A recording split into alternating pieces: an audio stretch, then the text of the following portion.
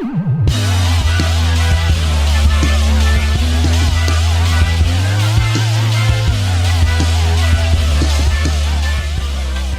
welcome to your weekly Corner Späti. It is me, Ciarán. I am joined by Uma. Hello. And today we have a special guest here to explain European industrial strategy and the Draghi Report, which I half read and regurgitated in a previous episode. But Don't worry, we all half read it. We all half read it. I think that's the problem, right? We are joined by Harrison Stetler. Hello, Harrison. Thank you for coming on. Thanks for having me on. We did all kind of skim the Draghi report. I think once it became obvious that no one in Brussels was going to actually implement it, because it was kind of unfortunate. The amount of time, I'm unfortunately tuned into a lot of Brussels bubble stuff, the publications, the people who never leave the European quarter of Brussels, basically read. And oh man, it was like there was going to be a new Dr. Dre album was dropping.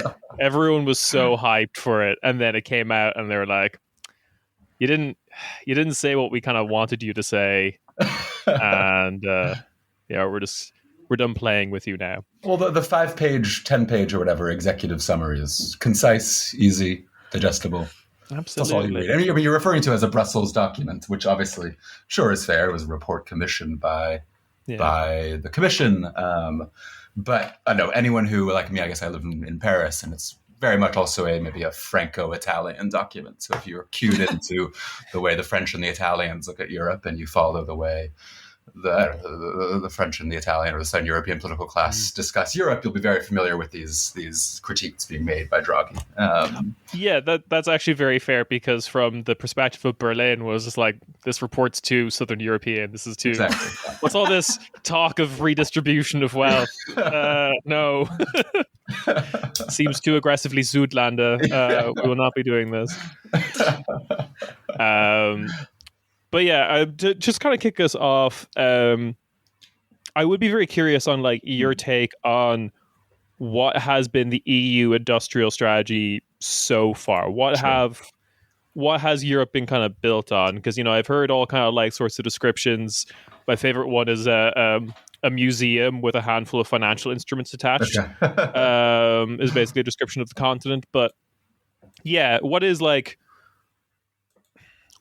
the Draghi report commissioned in response to, I guess? Sure.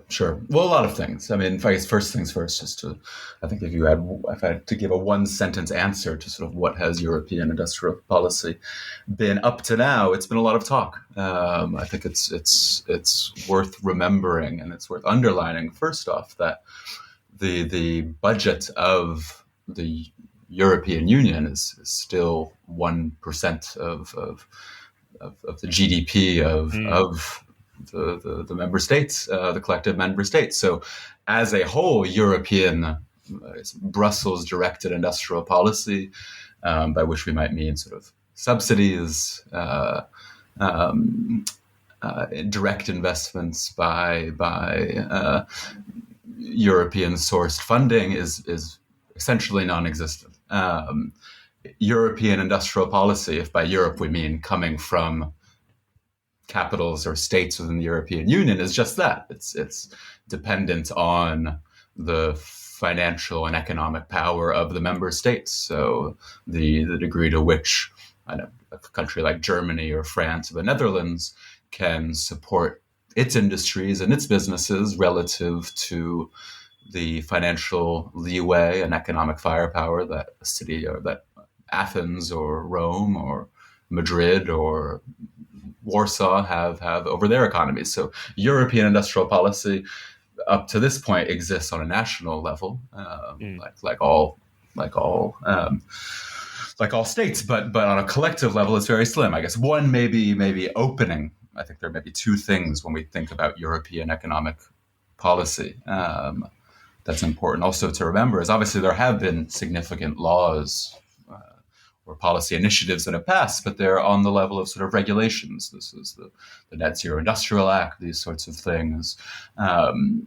the European Digital Markets Act, the private data, online data regulations. These are obviously these industrial policy. I would say not quite, but they're on the level of regulations and industry norms and business norms. But in terms of anything that would compare to something like the Inflation Reduction Act in 2002, I think, if I'm sort of getting my dates right. 2002. There's frankly just nothing on the European level like that. One exception being the post-COVID recovery plan, where you did finally have collective borrowing and financial transfers, recovery packages.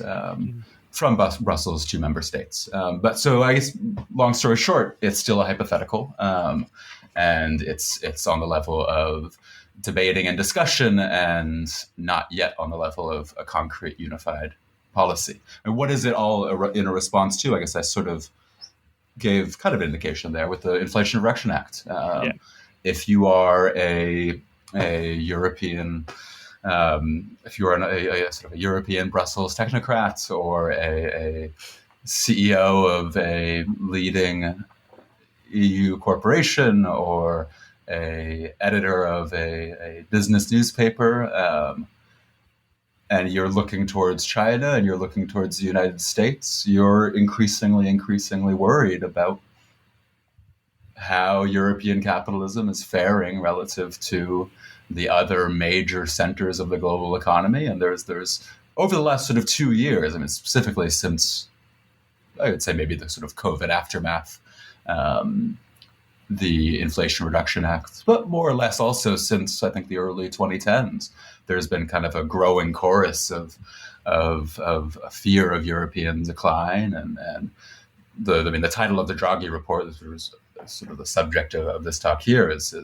the future of European competitiveness. And the great fear is that European businesses and European capital is structurally and fundamentally falling behind their Chinese or U.S. counterparts. I mean, the term in French, which has become something of a I don't know what's the word. It's really become like just a household word is definitely not the right phrase, but it's in every newspaper, and it's been in every newspaper for the last 2 years. Décrochage, which is sort of a falling off or a dramatic collapse, sort of the décrochage you read all the time of European capital, and specifically, I mean, European capital relative to American or Chinese companies.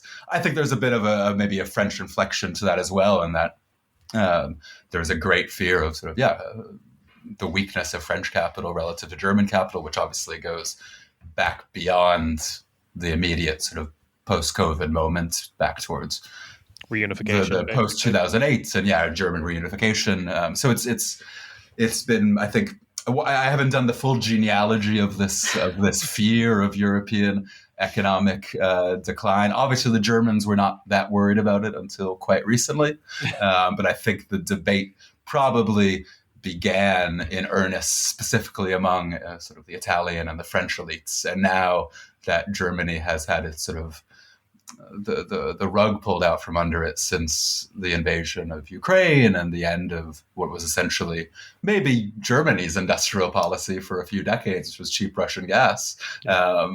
You've had this debate, at least, getting a bit more central in broader European discussions, and increasingly maybe German discussions. I think I forget what the specifics of it was. It this week that you finally had German indication that, at least on common defense policy, they would be interested in entertaining common 500 billion euro defense fund. So these are evolutions, but it's reflective of the fact that what was maybe at first a French or an Italian concern is now increasingly somewhat entertained in Berlin. But it does seem kind of like, first of all, I love this beautiful sounding French word that my understanding of an English translation is probably like Europe entering its flop era.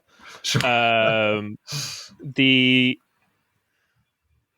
So this kind of strikes me as a debate that's been raging in Europe for a while, of the kind of like the 5 EU members, the fuck you got mine EU members of Finland, Austria, Netherlands, Germany, Right. and Sweden against everyone else, Mm. basically. And now it's kind of looks like, due to what you're saying, the invasion of Ukraine, the debate has kind of been won to a certain extent, but now you get this kind of like, okay, you agree that something needs to be done, but now we get to squabble over the details. Yeah.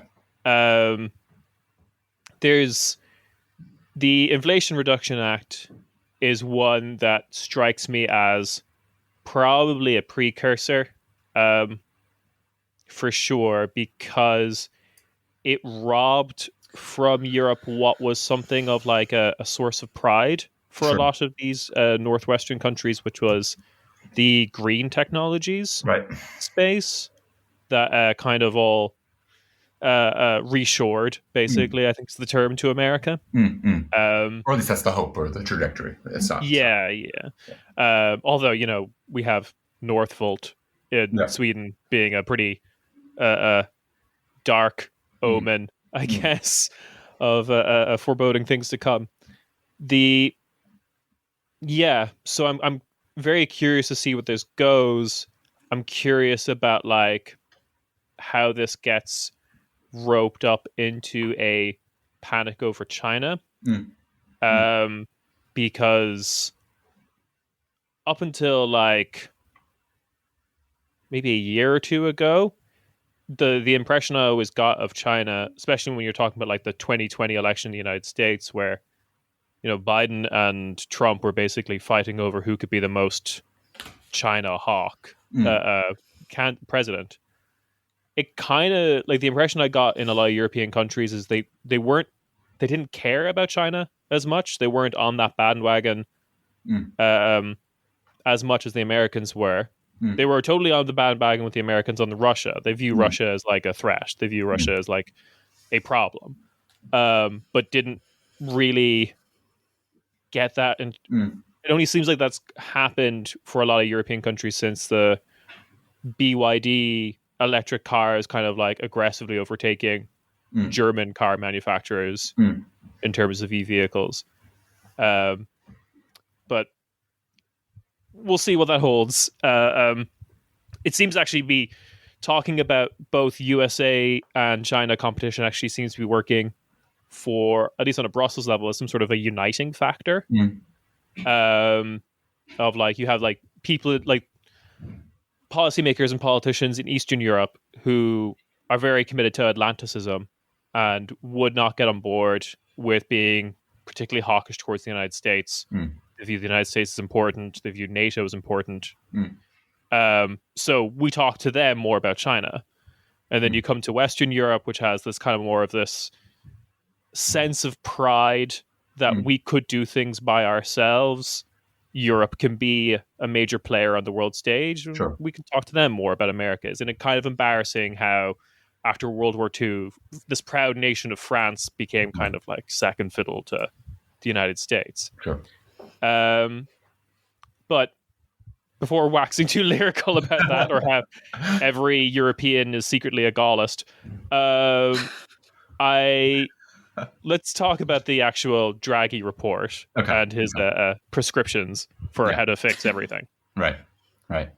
Sure. I mean, the what is good in this report is sort of it's something that maybe the left wings people in Brussels that I've spoken with, or in France that I've spoken with, I guess again should sort of, in parentheses, stress that I guess I do live in Paris, so my view on a lot of these debates is colored by, I guess, you said Gaullism is my closet. It's just in the water there.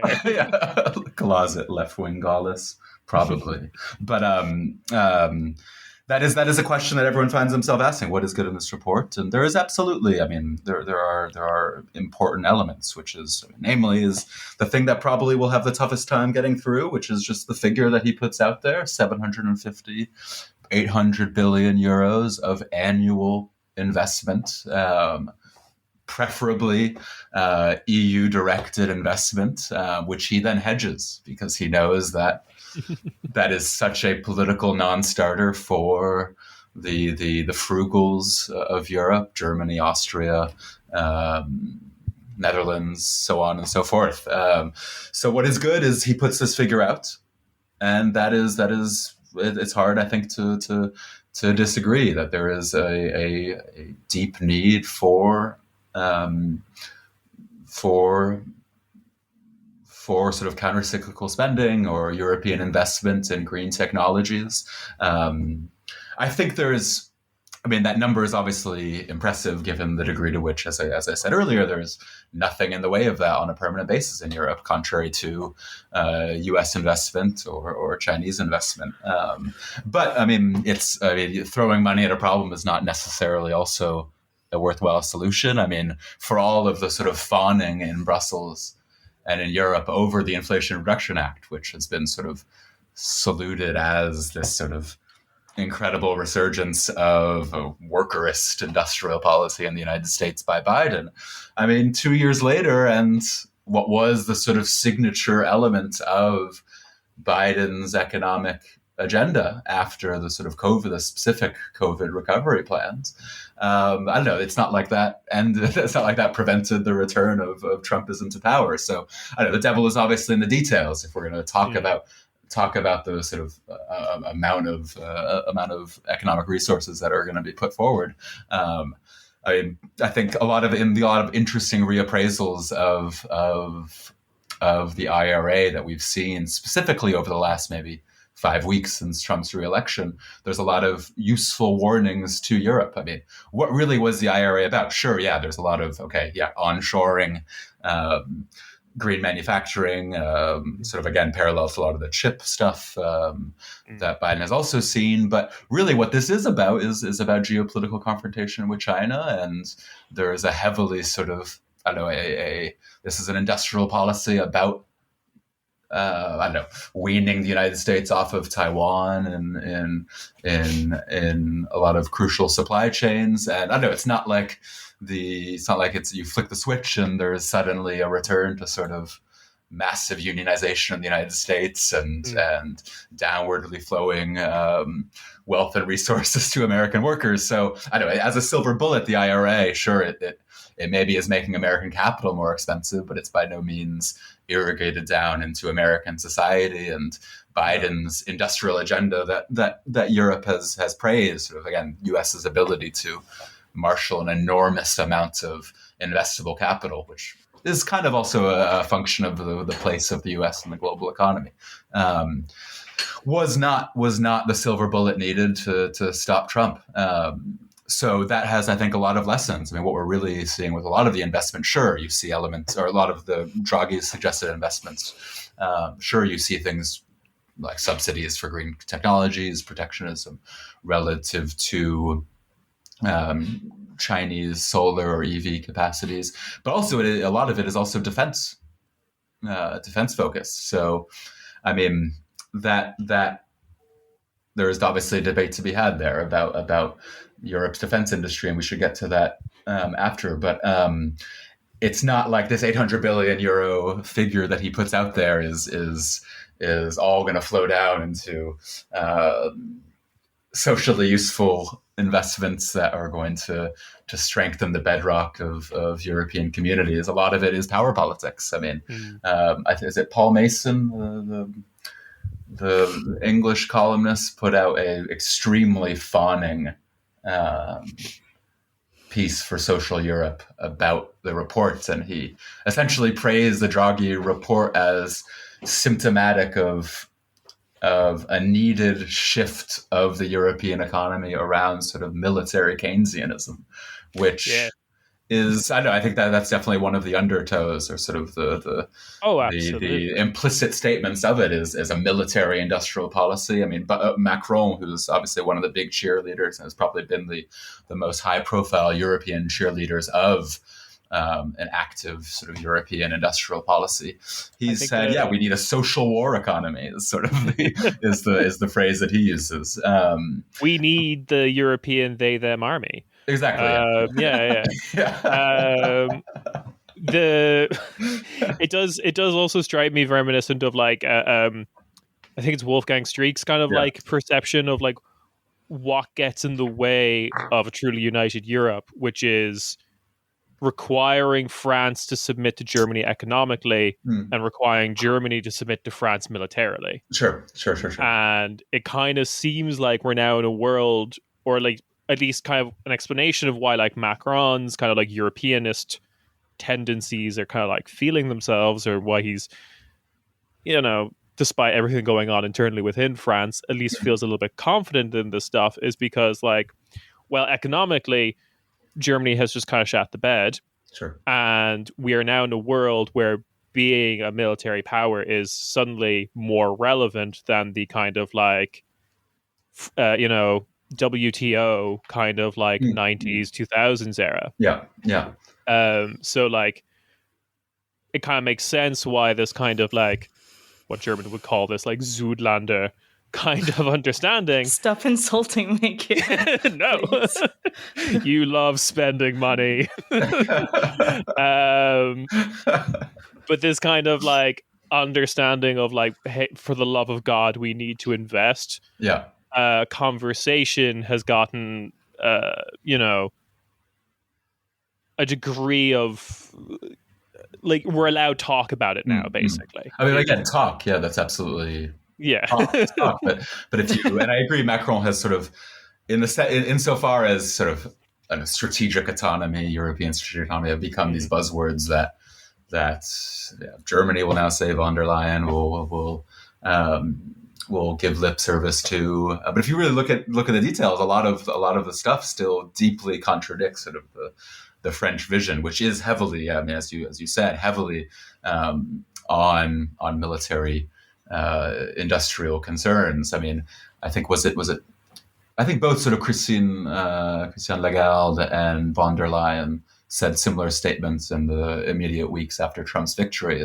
So what is one of the ways that Europe can coax Trump into maybe a more amenable and compromising and sort of mutually productive Atlantic relationship? And they say, yeah, okay, let's buy U.S.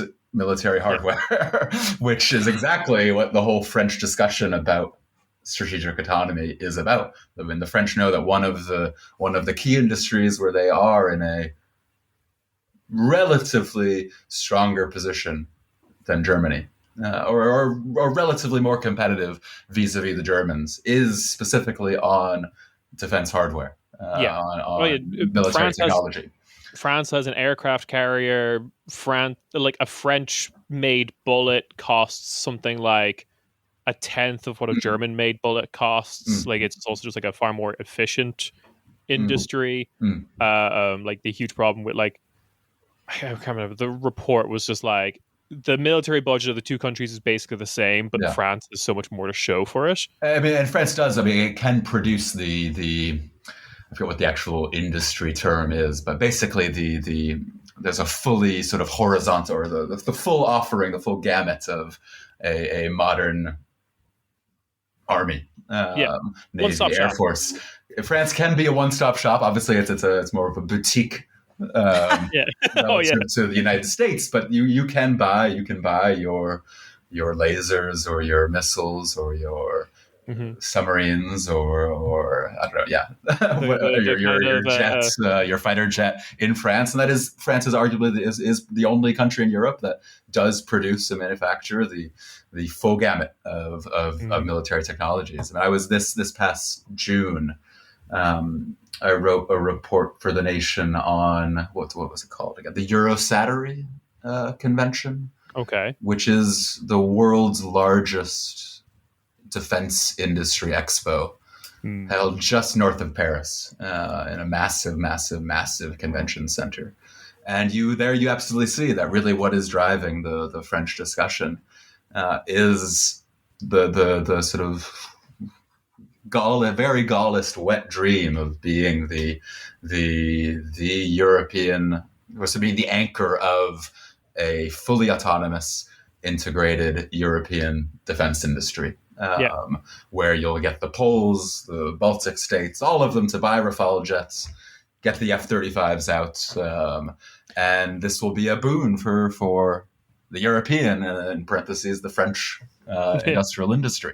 But what you're seeing in a lot of the discussions, again, I mean, all Eastern European states know, okay, what is a good way to make sure there is a long-term geopolitical commitment, a security commitment by Washington to the European wing of NATO, and that is, okay, let's keep American defense contractors invested and interested in European clients. So again, the Macron sure has been successful in getting the talk of European strategic autonomy out there, but again, when you look at the euros, or I should say the dollars, it's not necessarily following up. And I guess obviously we should also act that, sure, yeah, European strategic autonomy is about these sort of bread and butter questions of manufacturing and investment. It's also about diplomatic choices, and on that level, I mean, it's really Berlin and France which have really revealed over the last 3 weeks their utter refusal to make strategic autonomy mean anything when given another golden opportunity to depart from Washington's foreign policy priorities on the ICC warrants for Netanyahu and Gallant. They've totally punted, and you've had the two leading states in the European Union just essentially say, okay, we're going to entirely contradict a European-based court. So, which is extremely revealing of the failure of European strategic autonomy to mean anything besides a nice slogan that flatters sort of French pride. But yeah, we're the only European country asterisk that's allowed to have nukes. We should be allowed to run this. This kind of does actually get back to something else in the Draghi report, which at the beginning of this year, I posited a theory that this drift between America and Europe had started a long time ago, and the invasion of Ukraine papered over those cracks for a bit. And I kind of put the point of, like, the actual point of starting was basically shale gas and the collapse of the Iran deal. As Europe was heavily invested in getting oil from Iran because Europe needs energy. This is brought up in the Draghi report as, like, the energy cost in Europe has been, like, routinely about 10 times higher than American cost or something like that. The electricity costs are about 3 times higher for European three times higher. There you go. Which is obviously a problem for, like, manufacturing competitiveness and whatnot. But then during this, relatively recently, people talk about the IRA, but one of the other things that I think is more damning here is America went from, like, a fossil fuel importer to a fossil fuel exporter. Yeah. In the period of, like, the last 10, 20 years. Which coincides, I think, nicely with this kind of America pulling out of all these kind of, like, foreign entanglements, particularly in the Middle East, kind of surrendering places like the Eastern Mediterranean to its ally in Israel, surrendering Syria to Turkey, just pulling out very dramatically of Afghanistan, leaving Europe holding the bag for a lot of this stuff, and Europe still kind of invested in those regions as places where we could get energy. And it feels like that hasn't really been addressed at all. This energy one is the one that makes me feel a bit like, yeah, there's no beating that without, like, I was going to say without wide scale, like, environmental destruction at home, like what America has done to America, basically, like, oh, you know, fuel prices are really low, but when I turn on the tap, it's on fire in, like, the Great Lakes region or something like that. And then the equivalent of that is, like, Western Germany, where Germany deploys, like, its mech to bring out, like, to burn coal that's more radioactive than just having nuclear power. That kind of energy question of the Draghi report as someone who's possibly read it more thoroughly than I, is there like a solution to that? Like, well, let's. I mean, I think there is some is there a bit of tragic truth to the. Again, this is a very French argument that one of the fatal mistakes, and that I think it was Späti, is that his name? The president of the International Energy Association, was interviewed by the Financial Times back in the spring when you had the letter report, which was sort of the precursor from this past earlier in 2024 to Draghi's report. It was a bit more on the competition policy, and which we can get to the need sort of to scale up European businesses. But one of the great mistakes of the last 10 years that the IEA president pointed out was the German decision to withdraw from nuclear energy. I mean, I'm a crunchy anarchist like all of us, but to a certain degree, the nuclear energy was the I don't know, one of the great sort of at least French attributes of its economic and strategic position, that the key European state was about 10 years ago now that Merkel. It was in the aftermath of the Fukushima disaster that Merkel decided to unwind and to phase out Germany's nuclear infrastructure. I mean, I see very few, or I think there's a lot of truth to the critique of the critique of nuclear energy. Obviously, nuclear energy is extraordinarily grotesque and extremely problematic on many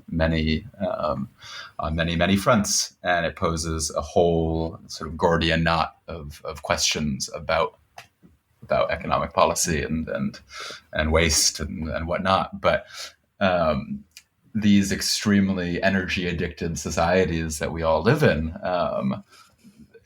It is a solution to potentially wean off over a several decade-long trajectory of fossil fuels as renewable sources kick in. So, I mean, one key question that I think Draghi is in favor of, and at least the French are extremely in favor of, is greater European reconsideration of nuclear energy. But I mean, there's again, we need to look at what European officials have actually been saying over recent weeks, and this brings back to the question of shale, where you started. Is one of these other ways of coaxing Trump and coaxing the United States into a more reliable commitment to Europe is on, okay, we'll make a deal. The deal we need to make is we will buy how many hundreds of billions of dollars worth of U.S. gas over the next decades, and that will keep Trump and that will keep Texas and that will keep the Republican Party committed to European security. And that's what von der Leyen has been saying. That's what Christine Lagarde has been saying. So I think that's going to be, again, Trump's an extremely transactional person, and I think that is one of the keys of the way the European energy conversation is going to be going, replacing essentially the Russian dependence with a dependence for greater dependence than we've even seen since 2002, when there's already been a surge. 2022, when there's already been a surge of U.S. gas imports to Europe. I mean, it does get back to, obviously, there's the IRA discussion and maybe the U.S. dollar supremacy and allowing a lot more sort of deficit spending and whatnot over the last sort of 15 years, maybe than we've seen in Europe. But one of the key ingredients of the relative competitiveness of the U.S. economy since 2008 was this extraordinarily consequential geostrategic decision made by Dick Cheney and made in the waning days of the Bush administration, validated by Obama, obviously validated by Trump, criticized by Biden, but then validated by Biden, and validated by Harris in her campaign, which was shale gas. This is a huge attribute for the U.S. economy, and this is one of the key ingredients of of the United States' economic sort of, or the relative success of U.S. capital relative to European capital since 2008 is the investment in shale gas and whatnot. We can obviously, it's horrible in many perspectives, but and for the environmental reason, most specifically. This whole debate, again, I think that one thing that also can't be said enough in this whole debate about European economic decline, which has become so prevalent in Brussels circles and elsewhere. One whole sort of glaring caveat to the whole fear of European decline is the question of emissions. I mean, sure, okay, we can say that European capital is extraordinarily uncompetitive relative to Apple or Microsoft or these huge U.S. corporations, but at the end of the day, I think, I mean, I'm trying to find the figure. I cited a report on this in The Nation back in the spring too. But something like Europe is, and emissions per capita is just a fraction of United States emissions per capita. So when we're talking about socioeconomic success, I think that is arguably the most important one of the most important criteria for socioeconomic success in the 2020s and the 2030s is what bang are you able to get for your buck when it comes to energy consumption and fossil fuel emissions. And obviously, by that criteria, the European Union is not a success when we compare it to sort of historical emissions and countries in the global south. But relative to the United States, this country that European elites are sort of fawning over, this sort of glorious success story of American capital since 2008. If you look at the environmental question, it's the opposite. Europe is able to get a extremely high collective quality of life, with relatively smaller emissions. And that, for me, I mean, that's an extremely important element of this debate, which you will not see anywhere in this whole discussion. Absolutely not. We might annoy all of our friends over at like the giant Polish coal conglomerate that we're all friends with. Sorry, I'll never get over that like coal trade fair in Warsaw that one time where they were like showing off jewelry made from coal, and it's just like, we've gone too far. Stop it. Put it back. Society was a mistake. I think like also just to this kind of like tragedy of like not implementing nuclear, I think you can also go more recently and say there was the second tragedy of Germany very suddenly had to change energy policy. The Greens were in government when this happened. And they completely fumbled it. Sure. They invested in like the dirt coal, rather than just like the huge push for solar, wind, maybe like recommission one of the nuclear stations to tide us over in the meantime. But no, we've decided to say no to gas imports from dictators and yes to gas imports from Azerbaijan, which politically seems fine. I haven't heard anything about them since Eurovision, so I think it's grand.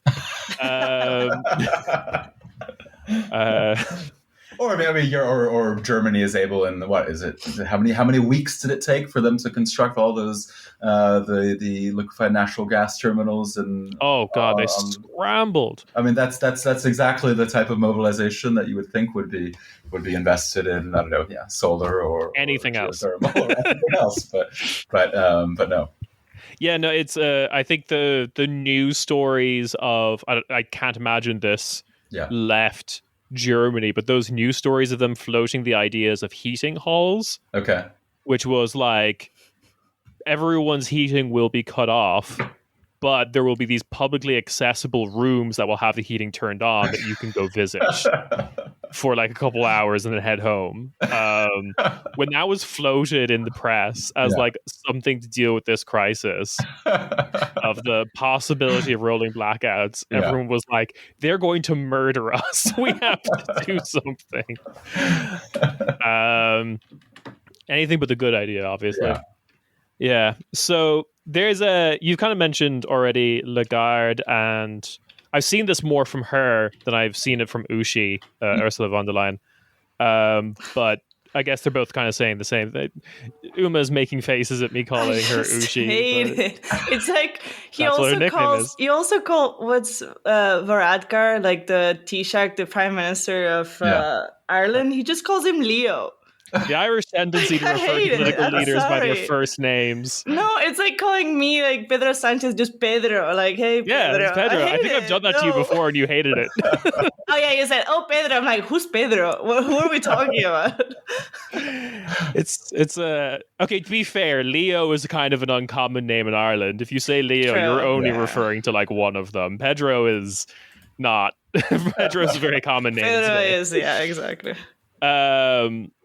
Anyway, Christine, my friend Christine, her kind of point of like, to avoid trade wars, you buy American, right? You just kind of like placate them with money.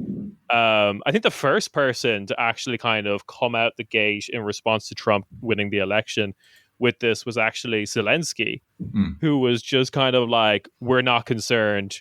Like, we know how to deal with Trump. I've dealt with Trump before. Yeah. I think like, and I completely forgot because like Ukraine war is such a Biden thing. But the last time I saw Zelensky wearing a suit was when he was in Washington last, kind of like just forced to sit beside Trump in like his last year when he was like a lame duck president talking about some nonsense. I'm but surprised we haven't seen a Zelensky condemnation of the Hunter Biden pardon. That would be a. I mean, that would be a masterful gambit. Like, I think first day in office, Trump would just nuke Moscow on behalf of that. Yeah, like I fully believe Zelensky has the ability to handle Trump, and it's through the same mechanism, right? Just like the thing that Ukraine floated specifically was just like money up front for preferential investment deals post-war Ukraine, awarded to Trump and whoever Trump likes. Like we're going to get like golf courses in Zaporizhia, basically. So yeah, it's very. I'm surprised the candor of it. I guess I'm surprised at just the like how obvious they're being of just like just he's transactional. We know he's transactional. This is not 2060. We're not all kind of like running around like headless chickens in response to Trump getting elected. Like, oh, is it so shocking that Trump got elected in 2024? No, you've elected him before. Why would this be shocking? It seems a bit more like calm in terms of response. But another kind of like quote I have here is from the European Commission of Internal Market and Services. This is pronouncing a French name poorly. Stéphane Séjourne. Séjourné. Séjourné. Excellent. Oh, there's an accent over There's the an E. accent, okay. Yeah. My usual strategy of dealing with French words of don't pronounce any of the last letters did not work. Anyway, Séjourné is my friend Steve. He's basically coming along with the Europe First. Okay. It's a very confused kind of interview with the Financial Times. He's a Macron plant within the commission, basically, but he's kind of saying like, we need to advocate for this Europe first. If China's doing a made in China thing, if America's doing America first, we have to do Europe first. But at the same time, he's also like, don't worry, this is not protectionist, which is kind of like, this sounds a little protectionist, like on its face. He's also said is like the biggest fear is that Europe becomes like the collateral damage of a China-America trade war. And is this just again more of just the kind of like French kind of position that's been there forever, just the French anxiety? Well, he's not saying anything new, I think. I mean, he's the Stéphane Séjourné is the weaker version of Thierry Breton, who was the Macron sort of previous sort of boy in the commission. You hate to see that. Who was ousted in September, and Séjourné got like a fraction of his portfolio. And there's nothing new here. This is exactly the Macron line on Europe. And I mean, as far as his concerns of this collateral victim of a of a global trade war. I mean, this gets to one of the fundamental sort of contextual elements of making sense of how does Europe sort of navigate the return of Trump. What seems like the only thing we can be sure about in terms of Trump's foreign policy priorities, there's a lot of question marks about how he's really actually going to handle or try to handle this day one call with Putin, if that actually happens, or if all of this sort of return to maximum pressure on Iran is sort of just him thumping his chest for now. But the one thing that seems pretty certain is the desire for a escalation with China on tariffs, and I think that's what the one plank of Trump's foreign policy stance that we can be pretty confident about.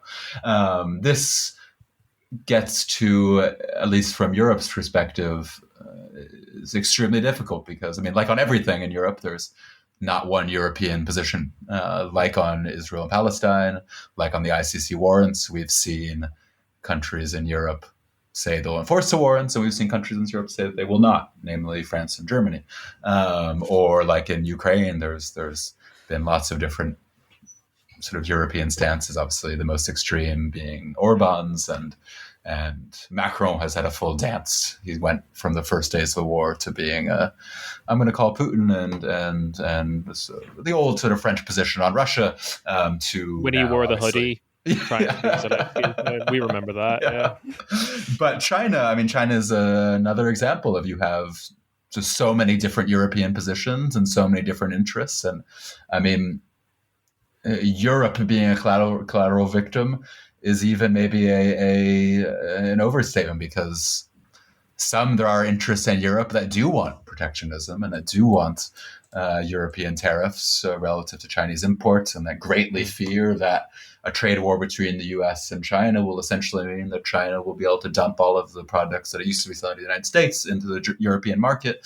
But then you have, on the other, by the same token, you have all of these German industrial interests that are like, oh my God, if we have a European protectionist response to China, that will essentially remove the final plank of our 1990s, 2000s, 2010s sort of magic potion of economic success, namely this wonderful Chinese market that will buy up our high-end machinery and whatnot. So it was very funny kind of seeing like Olaf Scholz go for the we're going to push for the tariffs at a European level against Chinese vehicles. Yeah. We're doing this for our auto industry. While the German auto industry was like, please God, no. Or what was it that Xi Jinping threatened? Yeah, we're going to slap a huge tariff on Spanish pork, and then you had Sanchez come out and say, no, actually, we need to keep that pork lobby, or French cognac, or whatever. Yeah, I think cognac was one I remember. It's because news articles about cognac are just like, oh yeah, that's a type of alcohol I could be drinking. Yeah, but I just don't. No, I mean, I feel at the end of the day like maybe this is my Americanism speaking, but I'm somewhat of a pessimist, and I think in general, a lot of this talk about a fraying of the Atlantic sort of alliance, or whatever you want to call it, is a lot of hot air. And I think, if anything, I'm working on an article now, and I'm sort of the kind of thread of it is how will Europe learn to love Trump? Is, if anything, the lesson of decades of European foreign policy is new adaptations to what's coming out of Washington. And so far, all things considered, I think we're seeing lots of contradictory messages, but from my perspective, we're not seeing anything that would really lead us to believe that that's fundamentally going to change. If Trump is able to sort of orchestrate some Trumpian peace in Ukraine, is Europe just going to be sort of the underwriters and the people committing to sort of sending, I don't know, the sort of French and now Polish and Baltic suggestion of let's send European troops into a post-ceasefire Ukraine, and we'll handle is Europe just going to become the underwriters of Trump's truce? The entire trajectory of European foreign policy, specifically since the end of the Cold War, is there's been no real departure. Maybe the closest faint departure was the 2003 Iraq war split between France and Germany and the US, and that was short-lived. And it was also only France and Germany, and we forget that like Poland, the Netherlands, Spain all sent troops to Iraq. Exactly. Yeah, New Europe versus Old Europe. New Europe. Yeah, I love New Europe also includes the Netherlands.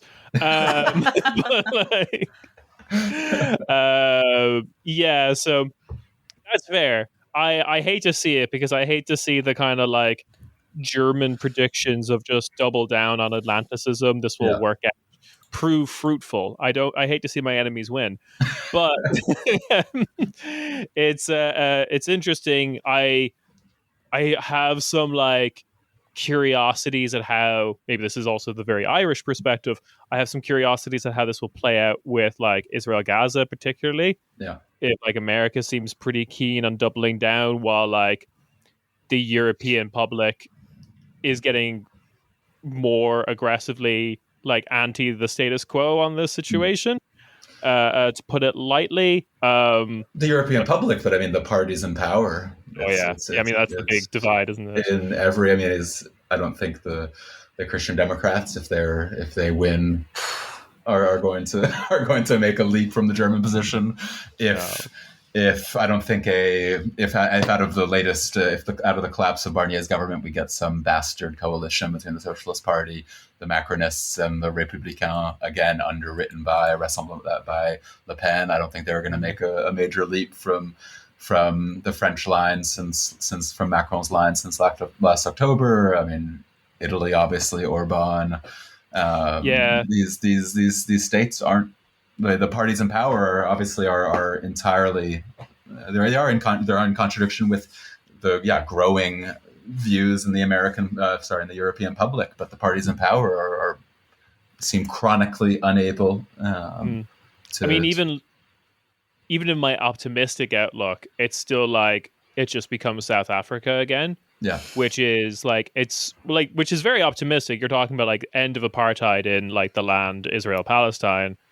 If that happened, that'd be great. But like the kind of sad part of South Africa is a bunch of like the underwriters of that apartheid get to pretend, oh, we actually had nothing to do with it. We Matt Damon and Invictus. We love it. Like 10 years later or whatever. Is that good? I didn't see Invictus. It didn't look good. It's not.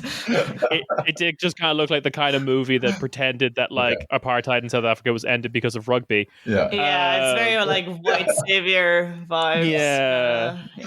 In the same way that someone's going to like, I don't know, because like the equivalent is like 20 years down the line after the end of Israeli apartheid, there's going to be a movie that says like, oh, apartheid in Israel was ended because of Eurovision. Because that's their rugby. That's the only international event they take part in that matters. Right. There's not like a fucking decent UEFA team from them. But anyway, I always bring it back to Eurovision. But he's obsessed with Eurovision. I am, yes. Eurovision season starting again soon. There's going to be another boycott, and I will boycott. I'll be a good boy. But getting back to the more point at hand is like even the optimistic take of like what could happen in that region will see like no one who underwrote it, who supported it, actually get punished. Yeah. And no one who said the right thing at the right time or like early enough get rewarded. Yeah. The one thing that always blackpilled me as soon as I moved to Germany was finding out that Germany never boycotted apartheid South Africa. Right. They sent weapons even after the Americans pulled out. Yeah. Shocker. And and it's that upsets me to no end. And in any case, I mean, it seems like at best the place where, I guess, I mean, we can say Trump Biden Paris, all the major European capitals, Saudi Arabia, and I guess Netanyahu, maybe Smotrich and the far right of the coalition are the exception there, but Netanyahu, let's say, where they do all agree is a desire to somehow get back to just the October 6th situation. And normalcy. Right. Heavy quotations. Yeah. The peace process, the sort of ... forever. And I don't see that at all changing, unfortunately, at least in it seems like the Saudis want to get to something that can say that they're back in a process, and then they'll recognize Israel. Is that seems like what MBS wants. And it seems like the same goes for all the European capitals, and Trump would obviously call that a success and would probably be lauded as sort of the Henry Kissinger of our time or whatever by the New York Times, or who knows, like a foreign policy genius. That is first is tragedy, etc., etc. Yeah, it's upsetting. And like the only other pole in the world you can kind of look at is China, which actually just takes a very like non-interventionist kind of perspective on it. Other than the hilarious like Chinese ships going through the Red Sea having to blare like on loudspeakers in Chinese, English, and Arabic, "We are not the Americans. Please do not shoot." Hoping that the Houthis don't fucking shoot at them. But yeah, so grim thoughts, but much to think about. We're coming up to time, so all that leaves for me to say is, Harrison, thank you so much for coming on. Thanks for having me. Where can people find you and your work? I guess I write regularly for Jacobin, The Nation, and a bunch of other outlets, but mostly those two places. Otherwise, I have a Twitter or X account. The everything app. Har Stetler, Harr Stetler, Stetler, and am now on BSKY social, Blue Sky. Have you guys transitioned to Blue Sky yet, or is that? I have, yeah. It's considerably more fun. Okay. I just feel safer there personally. It's like, so for me, it's not the safety. It's that all the liberals that I liked making fun of have moved there, and arguing with fascists is just not as fun as you think it would be. They're just kind of psychotic. Yeah. So going with the people who have the worst takes about the Irish election, they're on Blue Sky. Yeah. I'm over there fighting with them. Your patience has no limits, Ciarán. Honestly. I just have a child, and then I just log off and I hug her, and everything's normal again. Instead of touching grass, it just hug. Yeah, hug my child. There's a reason why the most unhinged posters are all divorced men. This is why. God bless Elon Musk turning it into a global business. Insane. Just insane. It's so good. He's been posting through everyone leaving Blue Sky. Yeah. People have tracked all the news reports. They're more people are moving to Blue Sky with the amount of times he's posting per hour. It's very fun, enjoyable. But yes, check out Harrison's work. We'll have links in the description, and we will catch you on the bonus feed. Ciao, ciao. Bye. Bye. Thank you, guys.